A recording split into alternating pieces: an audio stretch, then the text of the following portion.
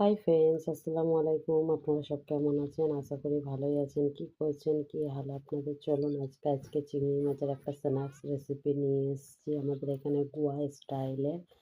চলুন রেসিপিটা পুরো দেখবেন। এখানে মিডিয়াম সাইজের চিংড়ি নিয়েছি, যত পারবেন বড় নেবার চেষ্টা করবেন। আমাদের যেরকম এমএলএর পেয়েছিল সেরকমই নিয়েছি, কেটে ধুয়ে পুরো ক্লিন করে নিয়েছি, কোনো খোসা রাখিনি। একটা লেবুর রস দিয়ে দিলাম। লেবুর রসটাকে দেওয়ার পর এবার ঘরের যে সামরিক মশলা থাকে, নুন, হলুদ, কাশ্মীরি লঙ্কার গুঁড়ো, আর এখানে একটা পেস্ট দিয়েছি যেটা আদা, রসুন আর কাশ্মীরি শুকনো লঙ্কাকে পেস্ট করে দিয়েছি।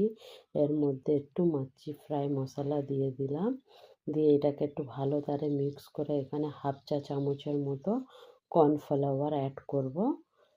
এটার মেন ইউনিয়ন হবে সুজি, যেটাকে রও বলতে পারেন। আমাদের এখানে রোয়া বলে, কর্ণাটকে অ্যাকচুয়ালি বাংলায় সুজি বলে। এটা মেন রেকমেন্ডেড হবে সুজি। চলো ভালো তারে মিক্স করে নিয়ে আমি 1 ঘন্টা রেস্টের পর ফিরে আসলাম। এই তো সুজি দেখতেই পাচ্ছেন, সুজিটা আমি শুকনো নিয়েছি। এরকম করে মাছের উপর নিচে মশলা দিয়ে ইপুট ইপুট করে ভালো তারে সুজিটাকে মাখিয়ে নেবেন। দেখতেই পাচ্ছেন এরকমভাবে সুজিটাকে ভালো তারে এপট ওপট করে সাইডে যতটা পারবেন লাগিয়ে দেবেন। আর মাছের ওপর যে মশলাটা আছে ওটাও দেবেন। এরকমভাবে সব কিছু সবগুলোতে সুজি মাখিয়ে একটা কড়া নিয়ে চাটু নিয়ে চলে আসলাম, যেটার মধ্যে প্রথমে একটু শুকনো কড়াই ভেজে নেব।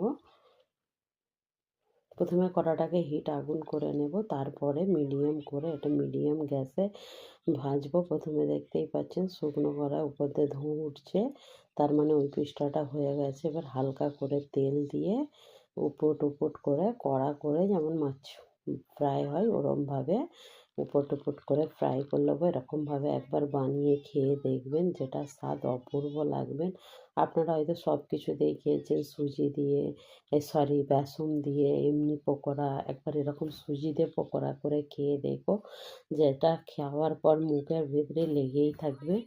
চলুন আপনার ফ্যামিলির সাথে এরকম রেসিপি শেয়ার করুন। আর ভালো লাগলে আমার এই রেসিপিটা কমেন্ট করতে ভুলবেন না। ইপিট উপিট করে দেখতেই পাচ্ছেন আমি লাল লাল কড়া করে ভেজে নিয়েছি। চলো এবার পরিবেশন করে দেখাচ্ছি। আমার এই ভিডিওটা প্লিজ কেমন লেগেছে কমেন্ট করবে, কমেন্ট করতে ভুলবেন না। কমেন্টটা আমার মেন ইম্পর্টেন্ট, তাহলে আমি জানতে পারবো আমার ভিডিও কে কোথাতে দেখছেন। আমি নেক্সট ভিডিওয় তার নাম অবশ্যই শেয়ার করব। ওকে বাই, আল্লাহ হাফেজ অল ফ্রেন্ডস।